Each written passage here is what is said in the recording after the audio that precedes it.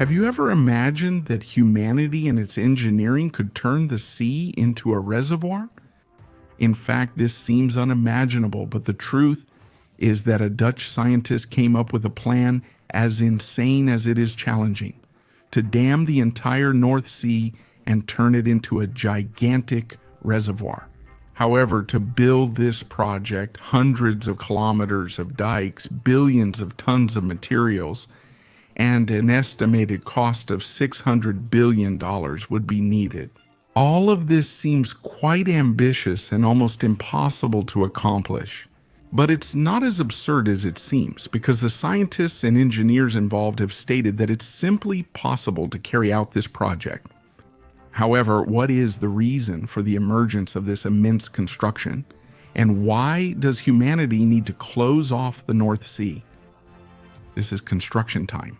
I'm Luciano Guimarães, and in this video, you'll understand everything about what promises to be the biggest mega project in the entire world. And the name of this gigantic mega project is the Northern European Enclosure Dam.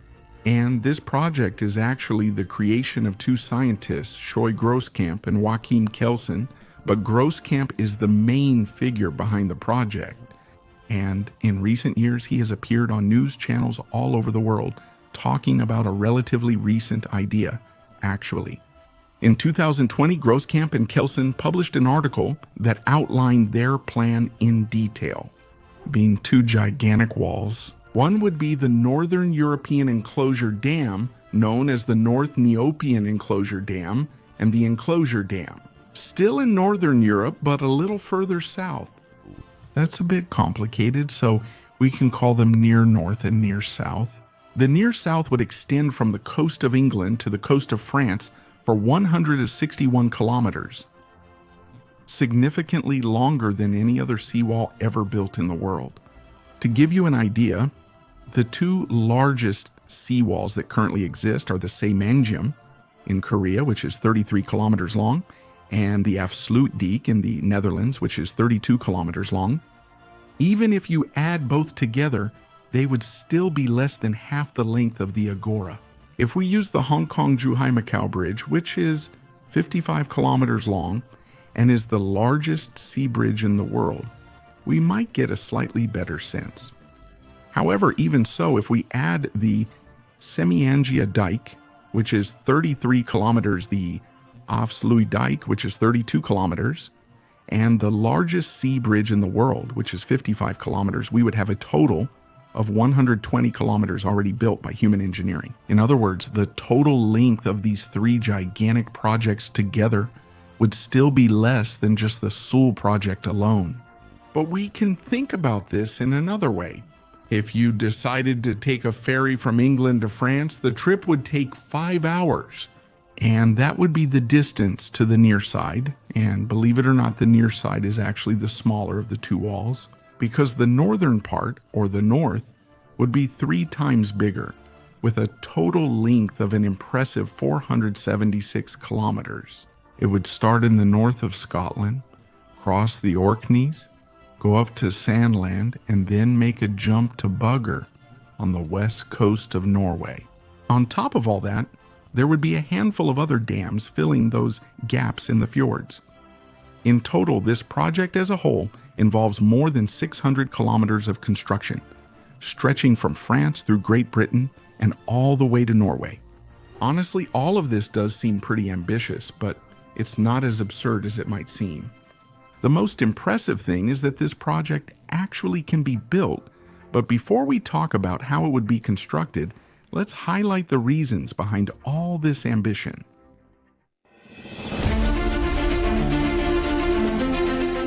The project seeks to isolate the North Sea and Baltic Sea from the world's major oceans.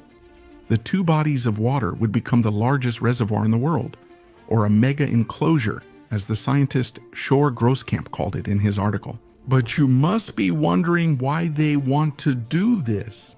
Well, actually, it's pretty simple, and the answer lies in the rising sea level. Since 1880, the sea has risen just over 20 centimeters. The exact cause of this rise is complex, but it comes down to a few principles. First, as a result of climate change, the polar ice caps are melting. Second, seawater expands when it's warm. As the planet heats up and the oceans warm, the water literally grows. This process is just beginning, because by 2100, in the worst case scenario, global sea levels could have risen by 2 meters. Just imagine the impact. That water would flood coastal communities all over the world. In other words, hundreds of millions of people would be affected. Therefore, the main reason lies in the rising sea levels and how this becomes an unprecedented threat to society as we know it. But there's another problem. Recently, the head of the United Nations called the rising seas a global catastrophe, which especially threatens the Pacific paradises. By isolating the North Sea and the Baltic Sea from the rest of the world's oceans, these bodies of water would be completely protected from the threat of rising sea levels. The level of the Atlantic could keep rising, but the excess water would be held back by the North Nid and South Nid zones. This would make a huge difference for 15 countries on the front line, which are Belgium, Denmark, England, Estonia, Finland, France, Germany, Latvia, Lithuania, Poland, Netherlands, Norway, Russia, Scotland, and Sweden.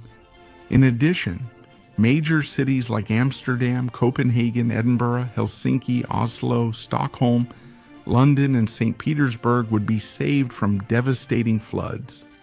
This project is actually just a colossal version of the kind of project that countries like the Netherlands have been working on for decades. Do you have any idea? We mentioned the Afsluitdijk earlier. This huge wall surrounds Zardozai, a saltwater inlet, right here, along with other projects like the Delta Works, a set of 13 additional dams that close off other sea inlets. The Afsluitdijk helps protect the Netherlands from the rising forces of the North Sea. Honestly, without these giant dams, the Netherlands would be much, much smaller. The Afsluitdijk lowlands from the forces of the land would be submerged. Using this example of the Afsluitdijk, we can better understand the reason behind the Near North and Near South projects and the ambition behind this megaproject. However, many people wonder if it would really be possible to build this defense. Even more so considering that the length of the Neries is 20 times greater than the Afsluitdijk. So, is it really possible to build it? It is possible to build this megaproject.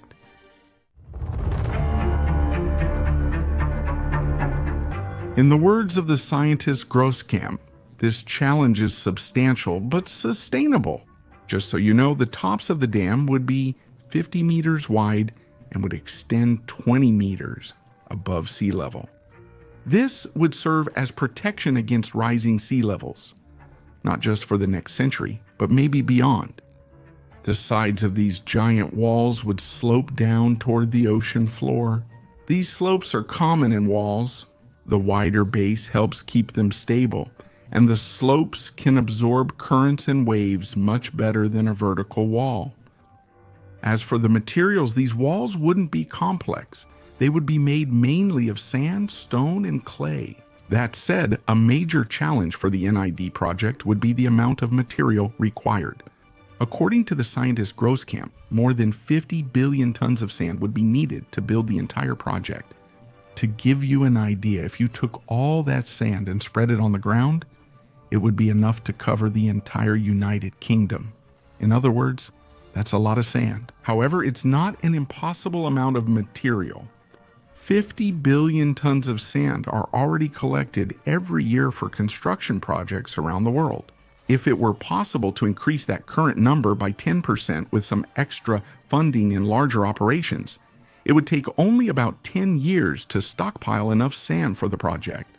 Another challenge of the NID is the extreme depth of the ocean floor. These walls will need to extend from the surface to their deepest points. This means a stretch of just over 100 meters for the South NID and more than 300 meters for the North NID, where it crosses this deep stretch of the ocean, known as the Norwegian Trench. Working at these depths is difficult, given the immense water pressure, But just like gathering all that sand, wouldn't it be something that's not entirely impossible to do? Scientists point out that the bases of oil platforms have been built at similar depths, although dams have different requirements than oil platforms. That's encouraging for the possibility of building the NID. According to scientist Grosskamp, the NID project could cost up to 550 billion euros or $600 billion. That exorbitant amount is just an estimate, but it's based on comparisons with other dike projects, like the Semiandia in Korea, which cost about $2 billion and was significantly smaller and less complex than the NID. Apparently, the NID would cost hundreds of times more. At first, $600 billion seems impossible, but it could be feasible. As Grosskamp points out, that number wouldn't seem so large if the costs were shared by the 15 countries the NID aims to protect. Let's say this project took the lower estimate of 20 years to build. If we spread the cost over those 20 years, we'd get $30 billion per year. That amount is under 0.5% of those countries' combined gross domestic product. That way, it makes the investment more reasonable. But besides the exorbitant cost of the project, there are also other problems that we really need to talk about. First, these dikes would have a huge impact on European trade. From the main ports, any ship from cities like Rotterdam and Hamburg would be stuck in the giant reservoir, with no access to trade routes through the... Some gates could be installed in the barriers, but using them would be very slow and less convenient than sailing in the open sea. Imagine long lines of ships like the ones you can see at the gates of a commercial canal. And this statement would have a huge impact on Europe's maritime economy, as well as causing environmental problems. These walls would block the natural movement of currents, nutrients, sediments, and marine life in and out and around the North Sea. This could devastate local ecosystems, like the populations of whales and dolphins that depend on the North Sea for food. There's also the issue of desalination. These dikes are designed to hold back the seawater, but fresh water will keep flowing into the reservoir, coming from rivers all over Europe. Over time, this fresh water will dilute the reservoir. Within 100 years, the North Sea could become 10 times less salty than it is today, that's for sure. This would strongly impact marine life, and this is not just an environmental issue, it would also be a blow to the fishing industry. Besides disrupting maritime transport, it would further hurt the European economy. In other words, just like any other project, this one also has its disadvantages and problems, which should be analyzed more carefully. Otherwise, they would have ruined ecosystems, collapsing economies, and an exorbitant total cost. However, what would be the alternative?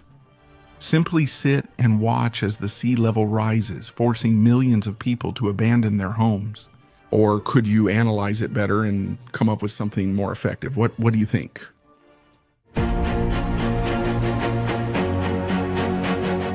Scientist Grosskamp, who wrote the article and developed the project, said he doesn't want to create this necessity. He never wanted to build this project, but he developed and wrote about it as a warning to the world, stating that if we don't take immediate climate action in a few years, we will be forced to make difficult decisions. Tough choices like building massive walls that disrupt Europe. In a quote we found on Grosskamp's website, if we need to build, we've basically failed. It's strange to see a scientist work so hard on a project, only to tell the world not to build it. But that's something he has in mind. And science that, unfortunately, the world may come to need that construction. Thank you for watching this video so far. What do you think about it? Will it really be necessary to build a wall like this to protect all of Europe in the North Sea with all these resources? Leave your opinion in the comments below. I'll be happy to read them all. That's it from me for now. Big hugs. See you next video.